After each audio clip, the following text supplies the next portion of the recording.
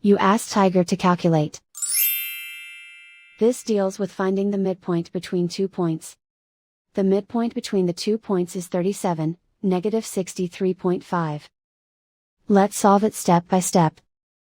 Plot the 2 points and calculate the midpoint using the formula. The coordinates of point 1 are, x1 equals negative 15, y1 equals negative 75. The coordinates of point 2 are, x2 equals 89, y2 equals negative 52. PM represents the midpoint of the 2 points.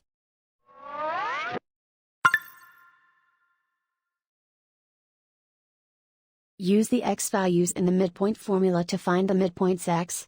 x1 equals negative 15. x2 equals 89.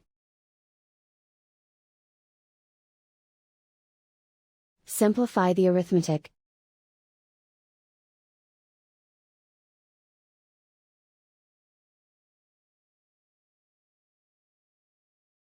Use the y values in the midpoint formula to find the midpoints y. y1 equals negative 75.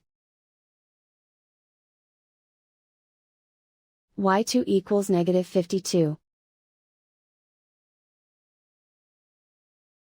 Simplify the arithmetic.